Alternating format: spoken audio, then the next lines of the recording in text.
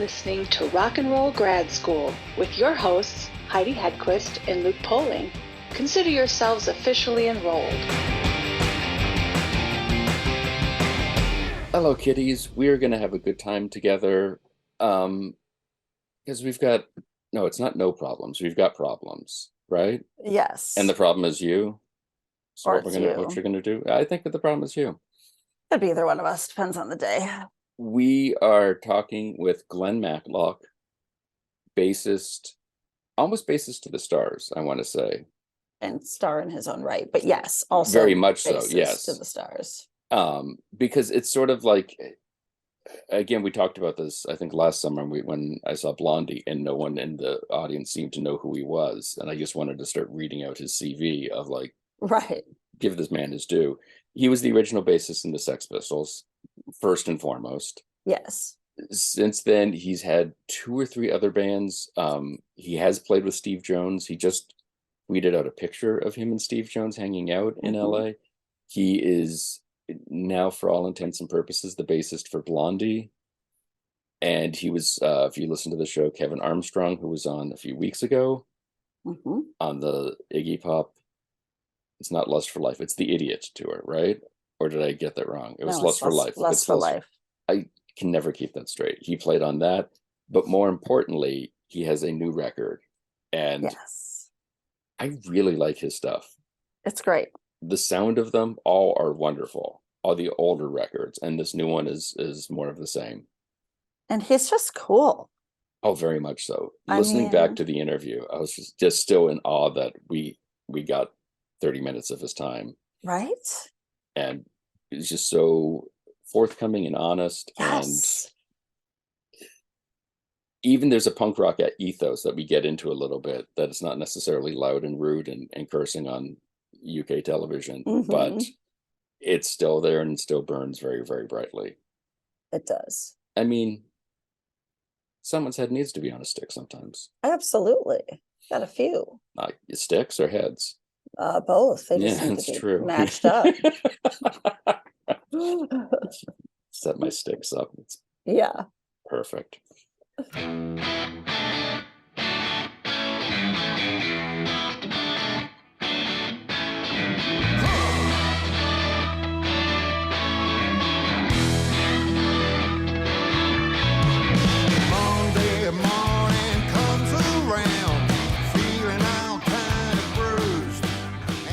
Given the fact that you've been incredibly busy, you're on tour with Blondie, you're recording with them, have this upcoming tour doing the Iggy Pop Bowie tribute. Yeah. One can't be faulted for starting to think that perhaps you weren't the problem in that first band of yours. I never said I was. I've always been a kind of go-getting, get on with it kind of guy. I seem to be in demand a little bit at the moment. I've been pretty busy, and I'm sort of busy through till the end of July now, really. So that's all right. Like, there's never that much on the telly. It's a good point. Well, there's lots of stuff on the telly, but it's brain rot, I was going to ask, with the new record called Consequences coming, and the single being called Head on a Stick. Yeah. You're leaning in a certain direction of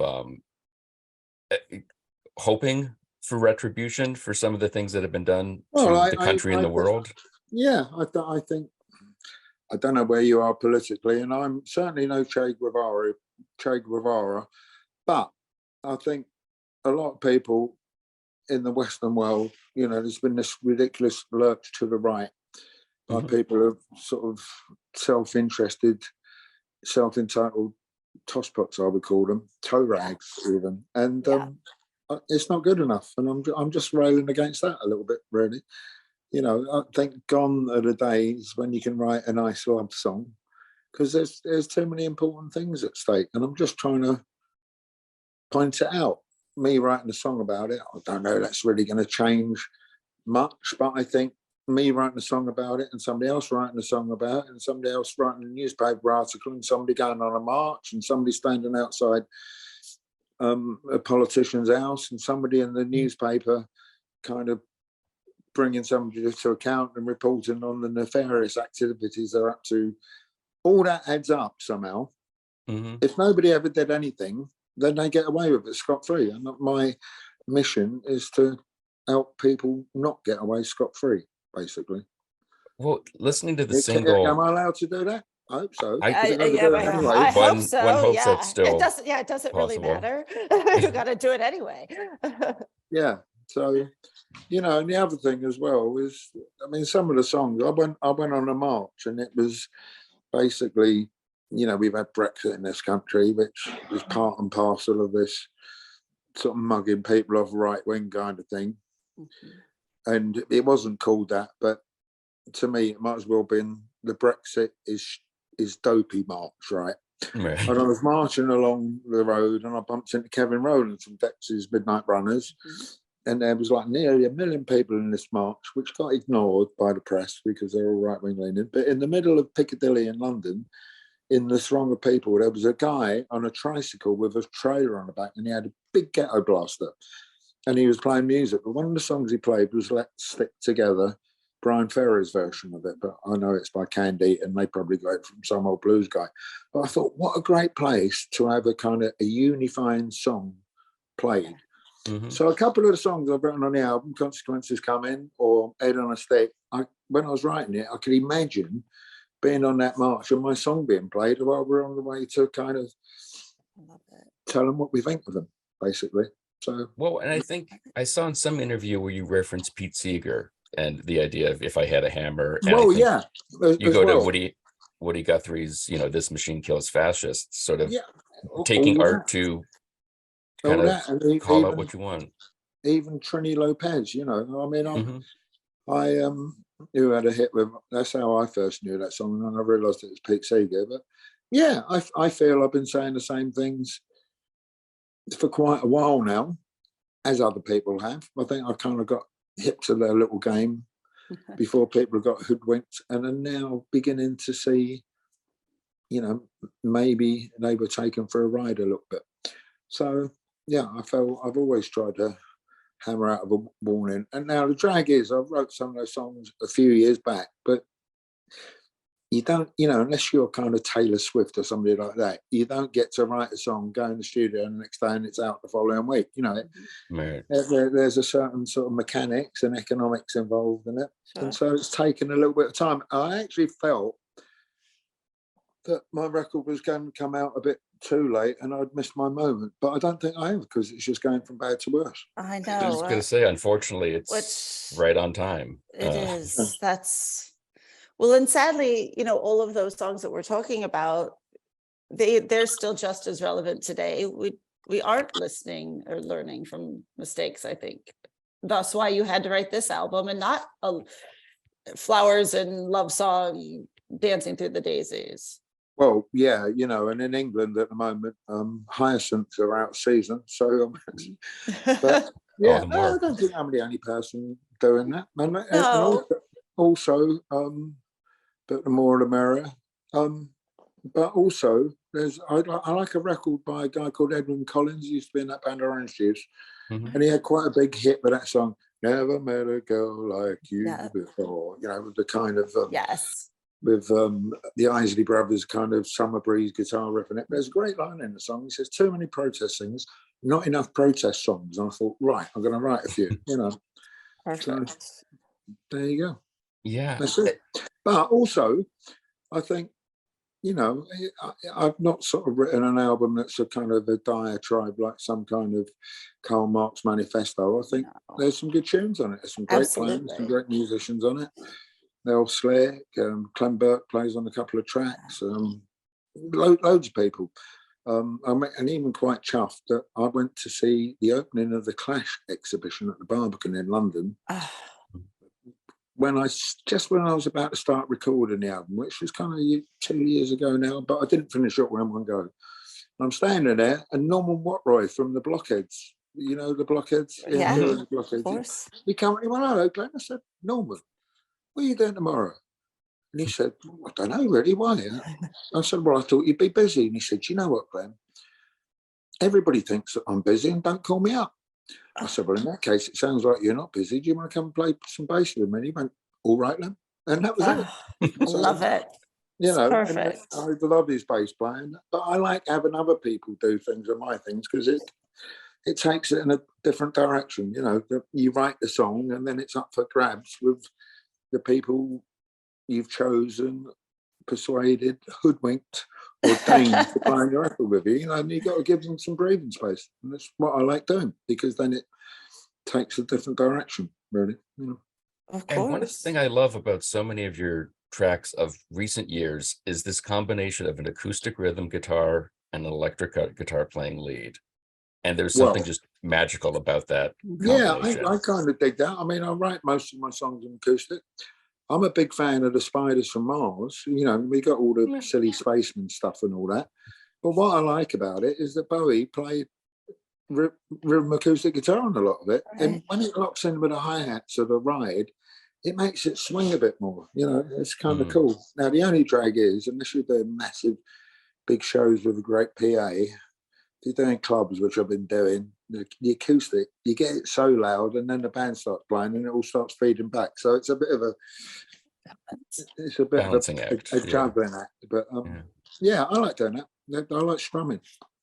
Yeah, it's a great sound. Yeah, so good. Glad you picked up on that. What about the kind of, you mentioned having Clem Burke on the record and having worked with Blondie. It's got to be great. Do you stay in touch with all these folks, or do they just sort of call you out of the blue and it's like, hey, we need a bassist, we're down one? I'll tell you what, Clem's just snuck in through the front door because he's staying with me at the moment. He's just come back from his jog. Of course. We're starting rehearsing. We're starting rehearsing for this Iggy sort of tribute Lust for Life tour thing on Friday. So yeah, people call me. Clem called me last year. For whatever reason, it wasn't working out with Lee Fox, who I think is a great bass player. He said, we're stuck. Will you come and play bass? And I said, when? And he said, well, next week. And I went, so I thought, why not? You know. So, you know, my main thing is trying to do my music, but I also like playing with other people. It makes life interesting. You get to see the world. And also, don't tell anybody this, but my art is my songwriting. But I see bass playing as a bit like being a carpenter or a plumber, right? Mm-hmm. Like, Glenn, we need a bit of bass on this. And you go, can you do it? And you go, yeah, I can help you out, but it'll cost you. It's a skill. It's I like the artisanship of it. And I much prefer playing bass when somebody else is singing. And it's not I can't do both, but I think when you're the front person, it's a bit like being a professional centre forward in a football team.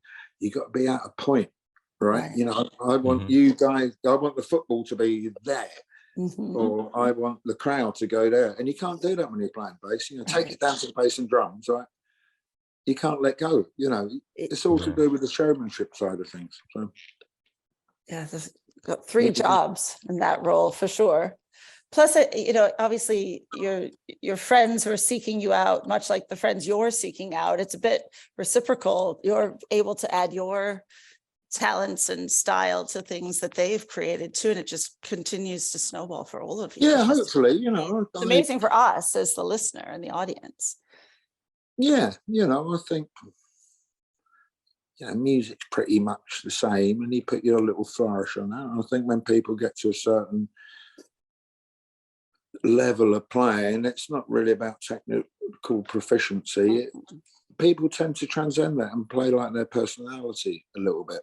I think, you know, Earl's playing, he's like a real tetchy, miserable, mean-spirited, nasty piece of work. I love him dearly, but he plays guitar like and he never comes on the one because he's never learned the bloody song properly, and he comes on the half beat because it gives him that extra bit of time to think about what he's going to play. That's kind of cool. This would be me. You know? This is who I would be in a band with. Coming on the end, of course. Yes. Yeah. But the other thing I was going to say is I like playing with other people and people playing with me. But, you know, for every piece of music of a band that comes out, I bet you that there's 10 times as much musicians have got together and had a go at doing something for the hell of it because they didn't know where it would lead to, Yeah. that never sees the light of day. But musicians will do that because they like playing, you know. There's never that much on the telly. They might not be getting on with the missus, so they want to get out of the house. You have a laugh with your mates and you kind of create something. Doesn't always be a hit, doesn't always see the light of day, but there's a lot of energy goes into that, and that's kind of, it's cool to be involved with something like that. You know, all the Funk Brothers, and I'm a big fan of Tamla Motown. Yeah. You know, all those sessions that were hits and things, but I bet there's loads that weren't. Oh. But there's as much sort of intensity and application and inventiveness went into the playing on it. You know, 1,000%. do you know what? A little secret. There was a DVD come out maybe 10 years ago now, Standing in the Shadows of Motown, which was all about the Funk Brothers. Yep. Yeah. And they did some shows and they played at the Festival Hall in London. I went to see them and I managed to get backstage and I shook hands with a tambourine player and I said to him, "You're the leader, aren't you?" And he said, "Yeah." He said, "Can't you see, boy, I got the captain's hat on," and he did. But ever since then, amazing. when there's a bit of tambourine to go on the track, it's like, hang on, who here is shaking hands with a tambourine player who played on those? And I get to do the job, you know. So. Yeah. I mean, that's incredible. My uncle played in a local blues band here with some of the Funk Brothers, just playing local small clubs here in Detroit. Yeah. And then the movie comes out and you go, I know him. I've hung out with him. It's amazing. Right. He owes me $5, right? Yeah. Right. Yeah, that's where he is. You talk about, you know, I like all that interconnectivity of music. Yes, and I agree. I always think, you know, people say something like the Pistols was like, that's the day the music changed. Well, did it help? You know, music is like a baton race. You know, you pick up the baton from the people you came just before you, and you pass it on to the next group. But, you know, and I've got to play with people, you know, like Ian Hunter and Mick Ronson and Iggy and stuff who came before the Pistols, and, you know, we're people like Zach Starkey and Primal Scream guys, and, you know, we're all part and parcel of this sort of thing from around about then. Yeah, that's kind of cool, you know. You talked about your songwriting as your real art and your real love. Is that something you're doing all the time as you're doing all these other gigs? You're always kind of... No, it comes in phases. You kind of, you know, do a load of gigs and you haven't really got time to think because you're sort of learning somebody else's material and that's taking up all your time, or I'm doing a load of press at the moment. But when you're not doing that, you walking down the street, you get a little idea. Mm-hmm. And then when that idea doesn't go away, that's the time to pick up the guitar and kind of make something of it, you know. And then you might finish a song off, or might half finish it and you get another idea, and that might be another song. Or maybe these two ideas might kind of meld together nicely and that becomes a whole song. It's a process. Yeah. You know, but once you've got a dozen songs or more in your head, you can't think straight. It fills up all your headspace, you know. So it sort of comes out in almost a fire hose, or you just making notes of the stuff throughout the time, you know? A little bit of both, really, you know. Sometimes what I used to do was I've got half an idea and get on the computer, and you can be lulled these days, you know. It's like really good technology with great sounds preloaded. It doesn't make, you can fool yourself into thinking you got something, and it doesn't mean you got a song. And I think unless you can play it through from start to finish by yourself on an acoustic guitar and it stands up, you haven't really got anything, from my way of thinking. It's not the same, you know. Of course, house music wouldn't work like that. But there's an energy to playing an instrument. Hopefully, hopefully. That you just cannot replicate. And if there's not, just have another cup of coffee. Yeah, exactly. It'll get there eventually. Yeah. What are you listening to for fun right now? Oh, don't know. I'm sort of restocking some of the records that I lost over the years. Bit of Blue Note jazz, really. You know, Miles. And I'm a big fan of a guy called Mose Allison, American guy who's almost like a beatnik jazz pianist, but also a very good songwriter. You know, people like The Who And the Yardbirds have covered his songs. Mhm. Yeah. Like the Yardbirds did I'm Not Talking. Kind of all sorts, really. I mean, I hear what's going on, but Yeah. I'm not the fan that I used to be. But you can't go into a shoe shop without some music blaring out at you. So Right. I'm not unaware of what's going on. But sometimes, once in a blue moon, I hear something, and that really strikes a chord. It sounds a bit different at the time. The last couple of times that's really happened was I like that Hey Ya track by Outkast before Love it that was a hit. track. Mhm. And then I kept hearing this bloke. It was a bit weird with a funny time signature. It was Pharrell Williams at Happy. In fact, I did a version of that with Elle and Slim Jim. Check it out. It's like the Pretty Things doing it. That's awesome. It's on That's YouTube. amazing. Yeah. And I just But sort I of did I it think, because the chords are too kind of jazzy for my Virgo mind. And I always end up trying to simplify things, and rationalize it somehow. it Yeah. just sort of shows too that the punk aesthetic is just that. It's an aesthetic. It's not a sound. And that kind of the DIY, and if you want to play the record and get that sound out of it, like it's much more Yeah, I inclusive mean, than- there's also a jazz element, Yeah. Sometimes you do gigs with the same people and it's similar, but it's not always the same because the lead guitarist can do a slightly different guitar solo because he's got different socks on that night. You never know, Right. and Mhm. it just keeps it fresh somehow. But the whole punk ethic is a very broad church, there's a big difference between Blondie and the Buzzcocks and the Yeah. Sex Pistols and the Stranglers and the Voidoids and somebody else beginning with V. It's a broad church. But Yeah. I also think, I'm lucky enough to travel around the world, and there's people who still say they're punks in Japan or China even, and it's kind of like a code word for music that's a little bit left of center, and for people who read between the lines. It doesn't mean you have to sound like the Ramones. Mhm. Yeah, Yeah. maybe. And hearing you talk about the sort of the jazz influence and the the sound varying from night to night, you've got to be itching to get out and take these songs. Well, on I the stage have, and in fact, I did 2 gigs over the weekend here in London, which went pretty well, sort of club shows. So I guess Now the rest- for us. Yeah, this is Well, it's all about I us. tell you what, if you ask me nicely and grease my palm sufficiently, I'll be over there like a shot. Perfect. But yes, I want to be out and out playing, and that's what I'm working on. The album's not out until the end of April, although the Right. single's out now.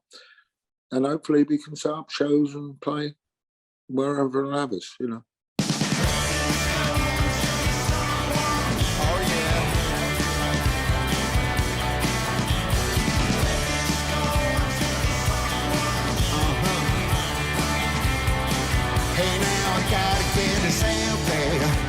Consequences Coming, the new album by Glen Matlock, is available everywhere April 28th.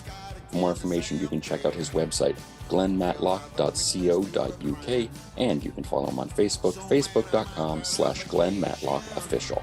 Rock and Roll Grad School is produced by the Professional Production Company. Please be sure to rate and review us on Apple Podcasts, because your impassioned review is just as honest as us standing backstage waiting to come back on for the encore. For more information, you can check out our website, rockandrollgradschool.com. And like everyone else, we're on Facebook, Twitter, and Instagram.